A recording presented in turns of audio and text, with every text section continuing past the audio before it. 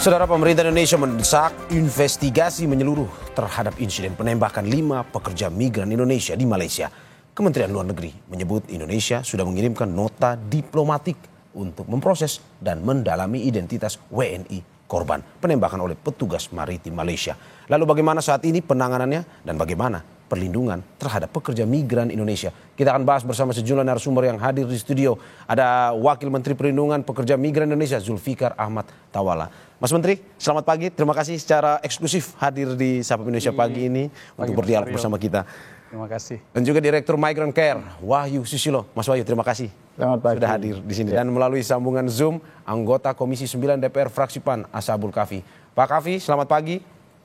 Selamat pagi Pak, Assalamualaikum warahmatullahi wabarakatuh. Waalaikumsalam warahmatullahi wabarakatuh. Terima kasih Bapak-Bapak sudah hadir di dialog Sapa Indonesia Pagi pada hari ini. Saya pertama ke Mas Wamen. Mas Wamen, tensinya tegang nih kayaknya Indonesia-Malaysia dan karena kasus penembakan yang terjadi. Dari pemerintah sendiri terkait dengan kronologisnya seperti apa yang masyarakat ingin tahu? Kemarin kami sudah berkoordinasi dengan pihak KBRI dan teman-teman di Kemenlu. Sudah disampaikan bahwa kejadian ini peristiwanya itu pada 03 dini hari waktu setempat, kemudian ditemukannya itu pukul 9 pagi waktu setempat. Dan memang informasi sejauh ini adalah informasi masih sepihak dari PDRM, polisi di Raja Malaysia. Kemarin kita sudah lihat berulang kali konferensi pers mereka, dan sampai pagi ini update-nya bahwa teman-teman KBRI alhamdulillah sudah dapat sinyal untuk dapat kuasa kekonseleran untuk bertemu dengan korban yang selamat kurang lebih besok. Oke, berarti sudah dapat Rabu, itu ya? Sudah ada dapat update terbarunya. Apa yang akan dilakukan setelah ini? Apakah memang akan menjenguk atau gimana, Mas Wamen? Tentu pasti kita akan menjenguk, berdialog dengan WNI kita yang ada di Malaysia itu, yang 4 orang itu. Kita paling tidak akan mendalami kronologis versi mereka dan termasuk bagaimana situasi awal sampai akhirnya terjadi penembakan itu ya? Betul. Mas Wamen, ada perbedaan versi sebenarnya antara Indonesia dan juga Malaysia. Dari Malaysia mengatakan bahwa ini ada perlawanan. Dari Indonesia sendiri seperti apa versinya? Kita sepenuhnya menunggu hasil dari kunjungan besok. Konselor besok ya? Konseleran besok dengan teman-teman dari KBRI. Saya lihat juga atase kepolisian kita di Malaysia cukup sigap melakukan koordinasi dengan kepolisian setempat. Dan ya mudah-mudahan besok itu pastinya kita sudah bisa dapat apa yang versi dari WNI kita.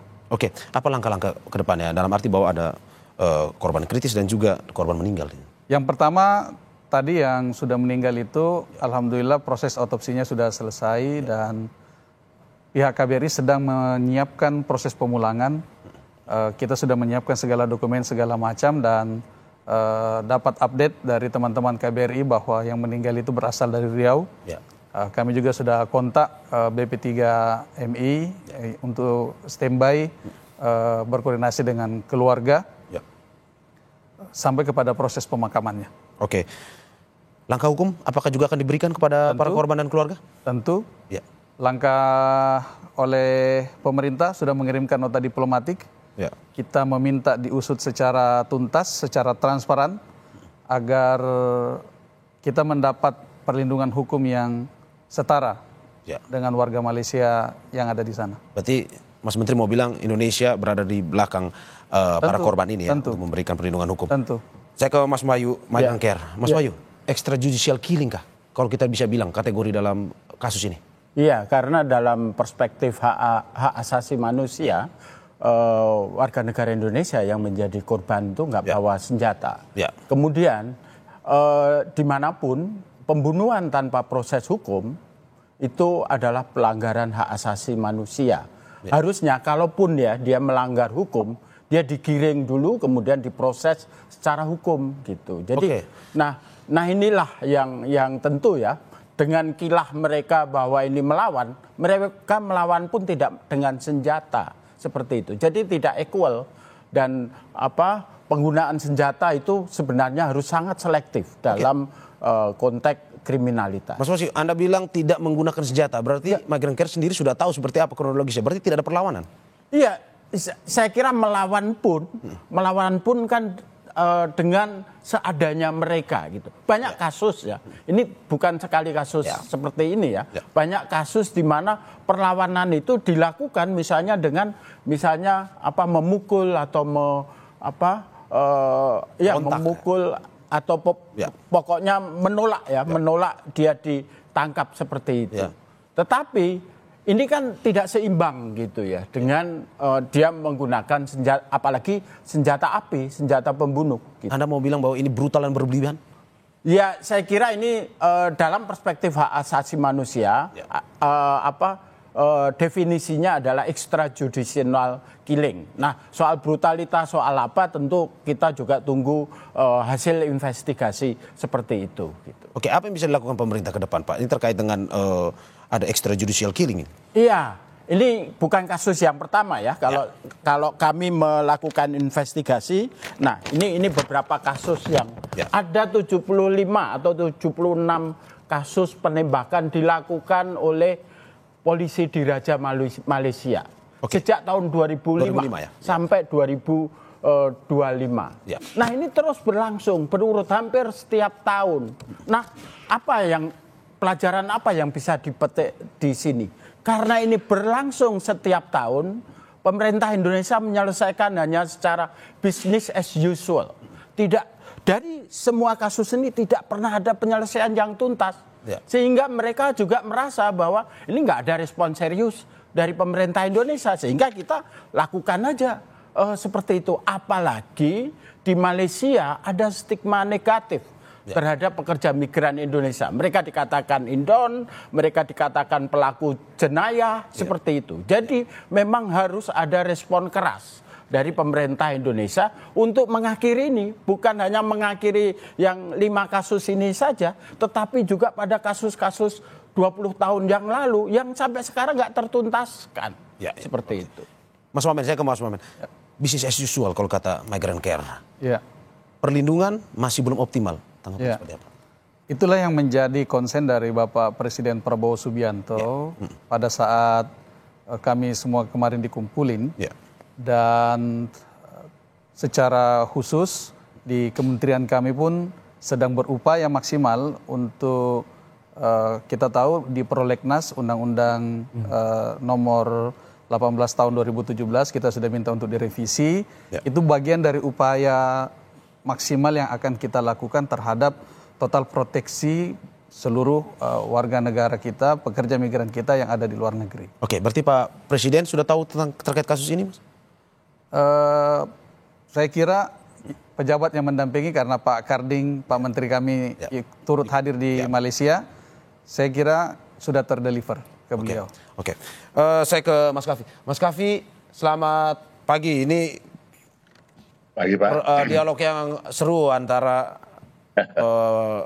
Mas Wamen yang sudah memberikan pernyataan terkait dengan kronologis tersebut. Pak Kavi, DPR sampai kemarin itu terus memberikan pernyataan mengecam. Apa yang akan dilakukan DPR ke depan? Jadi yang pertama ya, penembakan ini tentu kita sangat sayangkan. Ini mencerminkan kurangnya penghormatan terhadap asasi manusia dan kehidupan seseorang. Dalam pandangan saya, apapun status mereka, apakah tenaga legal atau non prosedural, penembakan ini tentu tidak bisa kita terima begitu saja. Kita dorong pemerintah Indonesia untuk melakukan komunikasi dan kepada pemerintah Malaysia untuk melakukan investigasi secara menyeluruh sehingga kasus-kasus ini bisa tertangani dengan baik. Kita tahu bahwa PMI ini kan sudah lama kita kenal sebagai penyumbang dan bahkan menjadi pahlawan devisa yang berkontribusi cukup besar bagi perekonomian Indonesia. PMI ini tidak hanya sekedar menjadi membantu mengurangi pengangguran dalam negeri, tetapi juga menjadi sumber devisa bagi perekonomian Indonesia.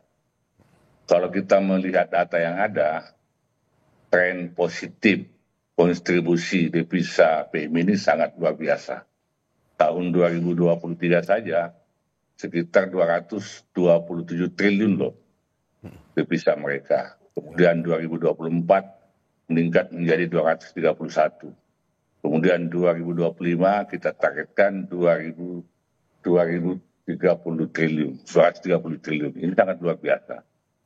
Tetapi di tengah kontribusi mereka yang begitu besar, ternyata setiap saat keselamatan mereka masih terancam dengan berbagai macam tindak kekerasan, eksploitasi, termasuk migrasi legal yang masih terjadi sampai hari ini. Menarik tadi disampaikan oleh teman dari pengamat PMI ini, bahwa sampai hari ini sudah terjadi kasus penembakan. Ada 75 penembakan yang terjadi selama ini. Nah, olehnya itu kami di Komisi 9 akan memantau dan mengawal terus kasus ini sehingga bisa terselesaikan dengan baik, dan tentu harapan kita kasus-kasus seperti ini tidak terulang lagi. Oke. Tetapi kalau saya ingin melihat begini, Mas, sebenarnya pertanyaan kita sih, kenapa sih kasus-kasus begini kok nggak bisa berhenti? Ya. Tentu kita juga harus melakukan evaluasi dalam negeri. Yang pertama bahwa edukasi dan sosialisasi kepada PMI itu menjadi sangat penting sebelum mereka berangkat ke Malaysia atau ke negara-negara tujuan. Kenapa? Karena banyak di antara mereka berangkat itu tidak melalui prosedur yang resmi, tanpa dokumen yang lengkap, dan cenderung mereka berangkat dengan istilah tenaga ilegal. Dan ternyata Malaysia itu yang paling banyak. Itu yang pertama. Yang kedua, sumber daya manusia mereka, skill mereka, keterampilan mereka. 70% PMI yang ada di Malaysia itu berpendidikan dasar ke bawah. Bahkan ada yang sama sekali nggak tahu baca tulis. Mereka buta huruf. Nah, inilah yang perlu kita edukasi, bahwa mereka berangkat itu betul-betul resmi sehingga dapat terpantau oleh PMI. Karena kan PMI juga kesulitan memantau tenaga PMI yang ada di Malaysia, khususnya mereka yang berangkat dengan cara-cara yang non prosedural. Itu yang menyulitkan pemantauan di sana. Oke, saya ke Mas Momen. Mas Momen, ini tadi seperti yang dikatakan oleh Pak Kavi dan juga Mas Wahyu bahwa ada sejumlah kejadian terjadi terkait dengan penembakan ini. Tapi dari pemerintah sendiri bagaimana pada artinya mengoptimalkan, tidak memberikan rasa aman kepada calon-calon PMI, terutama para pekerja migran Indonesia pada akhirnya mau bekerja tetapi dengan jaminan mendapatkan rasa aman. Satu hal yang menjadi catatan bahwa jalur Malaysia ini adalah salah satu jalur tua yang seringkali digunakan oleh para PMI yang non prosedural, yang diorganisasi oleh oknum-oknum yang tidak bertanggung jawab. Yang jadi catatan kemarin hasil rilis kami bahwa 5 orang ini diduga adalah PMI yang non prosedural. Sementara Malaysia sendiri jalur proseduralnya itu sangat terbuka, hampir di setiap balai-balai penempatan kami itu terbuka luas untuk rekrutmennya, termasuk di kampungnya Mas Mario sendiri saya kira. Nusa Tenggara Timur ya. Tapi ada saja oknum-oknum yang memanfaatkan seumpamanya proses-proses yang dianggap lama oleh para calon pekerja migran kita, sehingga ada oknum yang bermain itu sehingga menempuhlah jalur-jalur yang non prosedural tadi itu. Setiap hari juga balai-balai kami itu bekerja sama dengan aparat penegak hukum, dengan Bakamla, dengan kepolisian. Itu alhamdulillah mampu mencegah pengiriman dari PMI yang non prosedural tadi itu. Oke. Mas Wahyu, ini melihat non prosedural masih menjadi sebenarnya ketertarikan bagi para PMI ini karena dianggap lebih mudah, tidak melalui jalur yang resmi. Nah, bagaimana sebenarnya ke depan ini?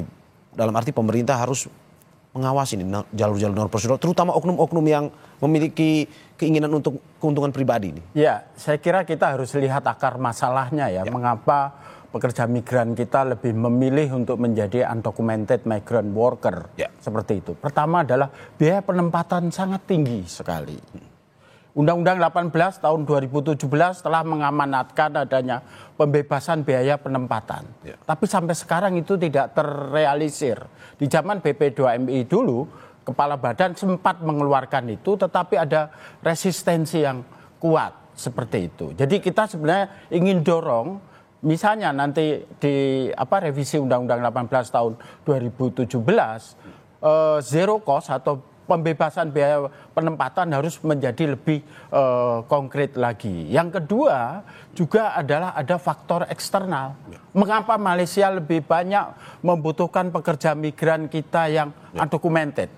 Terbanyak adalah mereka yang kerja-kerja di perkebunan.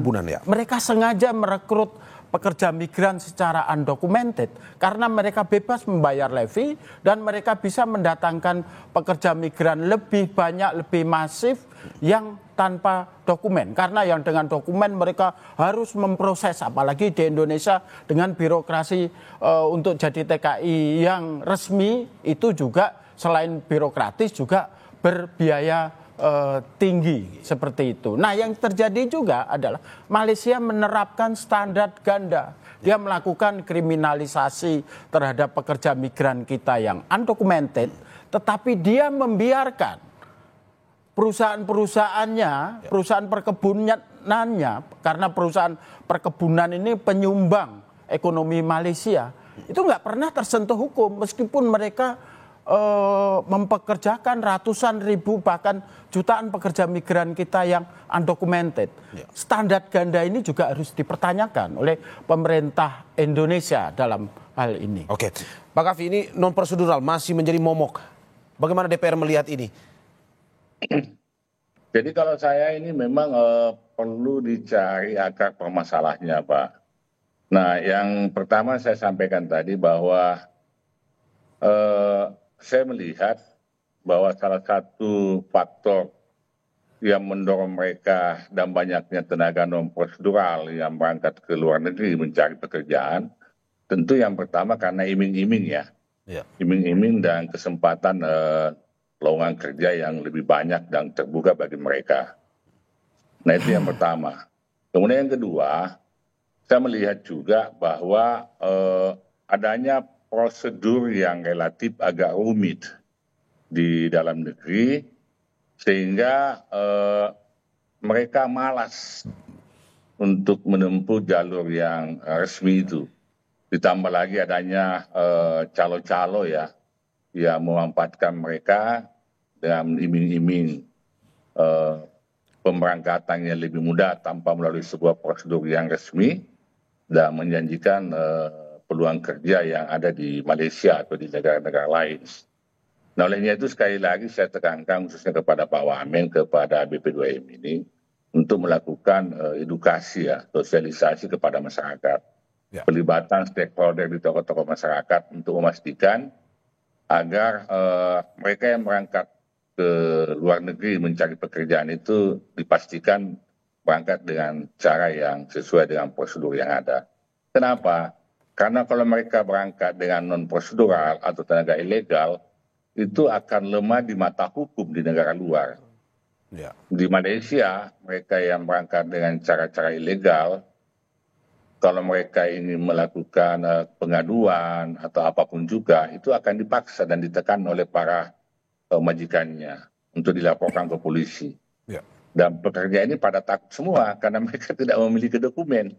Diancamlah mereka. Itu. Nah, olehnya itu saya kira kebutuhan tenaga kerja di Malaysia ini kan memang cukup besar, Pak. Apalagi tenaga kerja kita ini kan relatif lebih murah. Tetapi saya lihat perlu kita atur sedemikian rupa sehingga mereka berangkat itu betul-betul dengan prosedur yang resmi. Sehingga tidak menjadi permainan negara-negara tujuan termasuk Malaysia selama ini. Oke, saya ke Mas Mamen. Mas Mamen, pertanyaannya apakah pemerintah selama ini serius dan bagaimana langkah hukum yang akan dilakukan? Kita saksikan selanjutnya usai jeda. Terima kasih masih di Sapa Indonesia Pagi bersama saya Mario Saron dan sejumlah narasumber saya. Ada Wakil Menteri Perlindungan Pekerja Migran Indonesia Zulfikar Ahmad Tawala dan juga Migrant Care, Direktur Migrant Care Wahyu Susilo, dan melalui sambungan Zoom anggota Komisi 9 DPR fraksi PAN Ashabul Kafi. Saya lanjutkan ke Mas Menteri lagi. Mas Menteri, melihat ini bagaimana sebenarnya keseriusan pemerintah? Presiden sendiri bagaimana tindak lanjutnya ke depan? Ini kan katanya menunggu Presiden pulang baru pada akhirnya untuk membahas soal ini atau bagaimana? Kalau terkait penanganan kelima WNI kita ini sudah on progress. Dan ke depan tadi kita sudah sampaikan upaya-upaya yang baik yang secara paling mendasar kami melakukan revisi undang-undang yang sejak hari pertama kami berkantor sudah warawiri para duta-duta besar datang bersilaturahim menyampaikan niatnya, dan yang disampaikan tadi oleh Mas Wahyu, kita juga sedang konsen bagaimana membedah cost structure. Cost structure dari CPMI pada saat ingin diberangkatkan. Kita sedang melihat sebenarnya di mana yang kemudian dikeluhkan oleh para PMI kita itu bahwa ada biaya penempatan yang sangat tinggi. Oke, tapi berat nggak nih Mas? Ini Pak Presiden Prabowo baru dapat gelar kehormatan nih kemarin dari Malaysia. Ya tentu itu dua hal yang berbeda. Ya. Tetap pemerintah jalan terus ya untuk. Tetap itu menjadi tanggung jawab. Betul. Undang-undang kepada kami tetap jalan terus, dan apresiasi dari pemerintah atau kerajaan Malaysia kepada Bapak Presiden Prabowo Subianto itu dua hal yang berbeda. Tentu kita apresiasi, tetapi langkah-langkah hukum terhadap WNI kita ini tentu kita akan semaksimal mungkin akan upayakan. Langkah hukumnya seperti apa, Mas Menteri? Boleh dijelaskan terkait dengan bagaimana perlindungan pun juga membela para korban dan keluarga ini pada akhirnya terkait dengan kasus ini? Tentu salah satunya yang disampaikan dengan Pak Menteri, kita sudah siapkan tim advokasi. KBRI telah mengirimkan nota diplomatik untuk meminta secara clear, secara transparan, semua proses pada saat situasi terjadi pukul 3 sampai pukul 9 itu, kita sudah minta diusut tuntas. Dan kedepannya tentu kita sudah siapkan tim advokasi melalui KBRI kita. Kita juga setiap saat berkoordinasi dengan atasi kepolisian kita yang ada di Malaysia.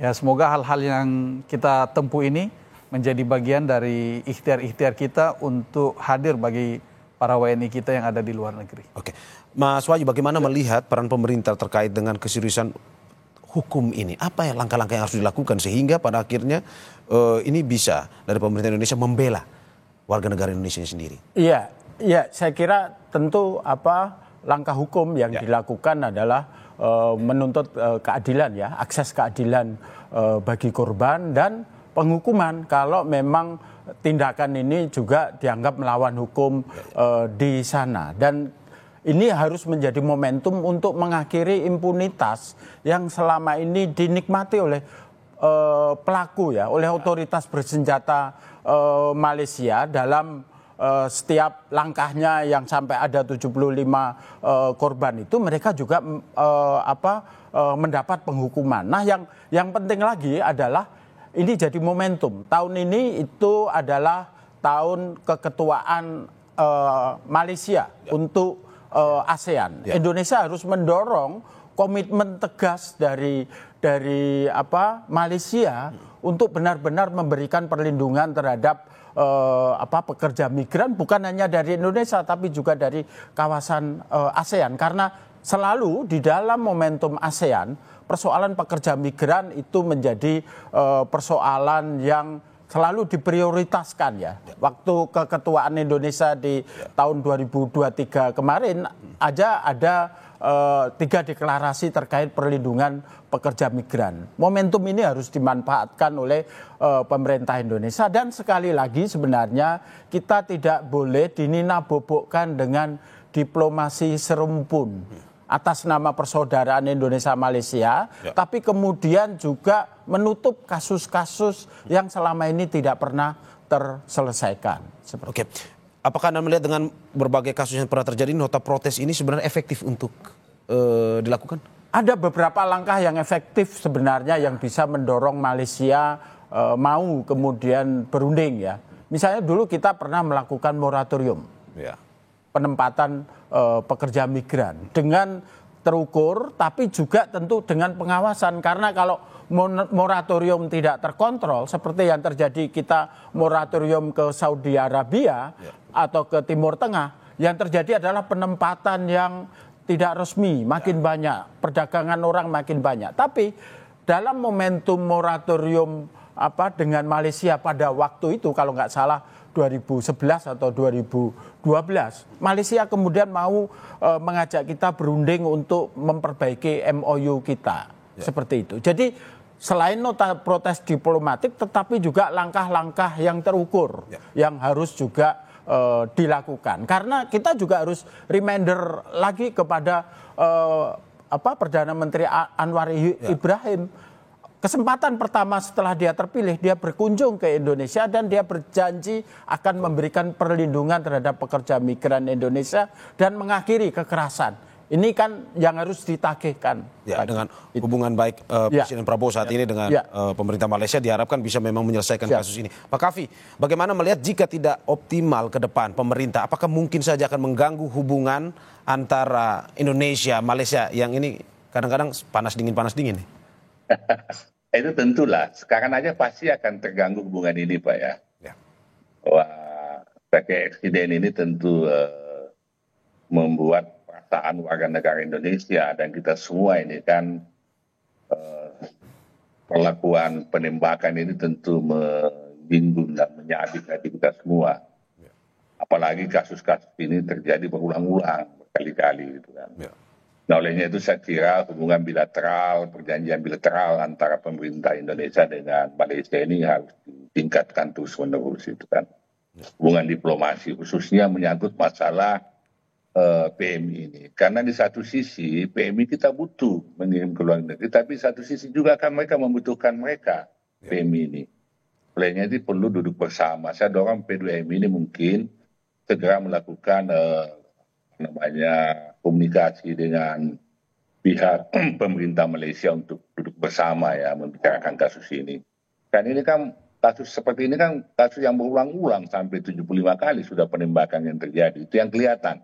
Yang tidak kelihatan tentu bisa jadi lebih banyak gitu kan. Ya. Nah yang kedua dalam waktu dekat ini tentu kami akan mengundang P2M ini ya untuk membicarakan tindak lanjut dari permasalahan secara menyeluruh PMI yang ada di luar negeri khususnya di Malaysia yang paling sering mengalami ancaman eksploitasi dan tindak kekerasan lainnya. Ya. Oke.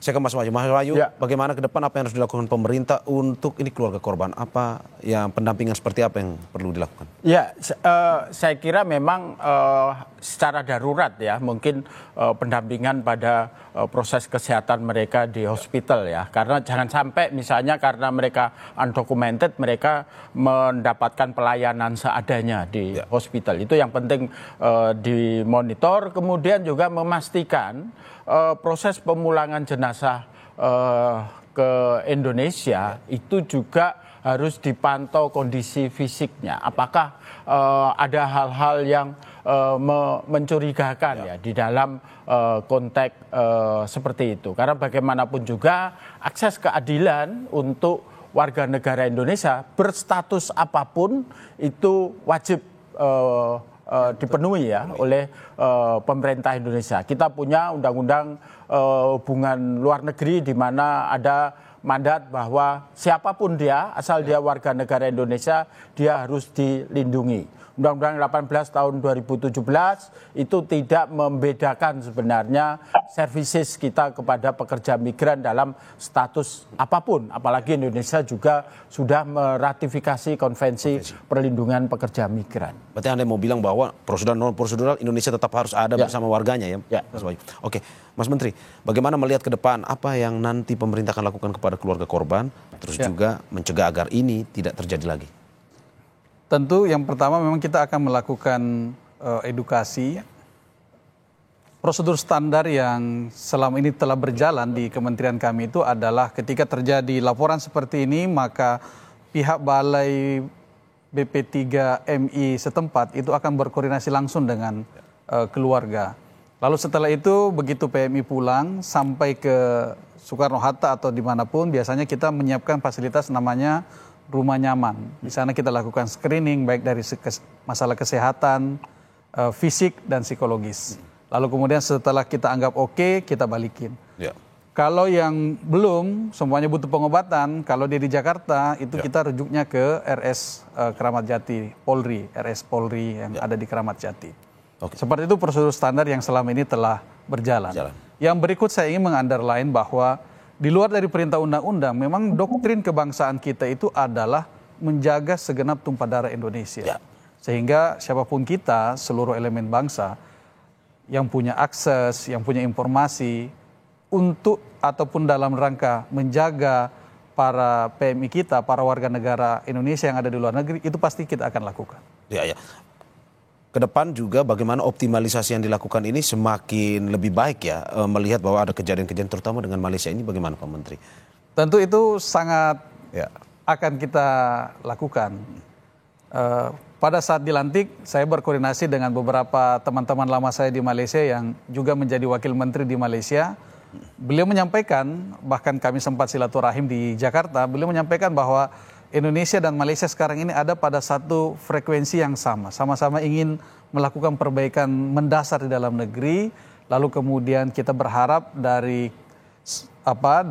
serumpun ini itu bisa sama-sama maju ke depannya. Ya. Berarti dalam arti bahwa pemerintah tetap selalu memberikan perhatian ya. Tentu. Tidak hanya kepada para pekerja migran, tetapi negara-negara yang memang kerjasama dengan Indonesia pun. Kerjasama dengan Indonesia. Oke. Pak Wahyu Susilo, terakhir closing statementnya bagaimana, apa yang harus dilakukan pemerintah? Tidak hanya kepada Malaysia, tetapi juga ini untuk mengeliminasi kejadian-kejadian seperti ini, mengurangi kejadian. Iya, saya kira kita harus sebenarnya lebih memberi perhatian pada peningkatan kualitas perlindungan terhadap pekerja migran. Karena saya khawatir kalau sekarang saya lihat pernyataan Pak Menteri itu lebih mentargetkan kuantitas jumlah pengiriman dan kuantitas penerimaan remitensi. Kita akan melihat pekerja migran hanya sebagai sapi perahan. Seperti itu. Hanya memikirkan keuntungan ketimbang perlindungan terhadap itu ya. Tetap harus pemerintah memberikan perlindungan yang optimal kepada para pekerja migran Indonesia. Terima kasih Bapak-bapak atas apa yang disampaikan. Wakil Menteri Perlindungan Pekerja Migran Indonesia, Zulfikar Ahmad Tawala. Pak Menteri, Wakil Menteri, terima kasih atas dialognya. Bang Mario. Direktur Eksekutif Migran Care, Wahyu Susilo, terima kasih. Mas Wahyu, dan anggota Komisi 9 DPR, fraksi PAN, Ashabul Kahfi. Terima kasih Pak Kahfi atas waktunya. Sehat-sehat selalu. Sehat.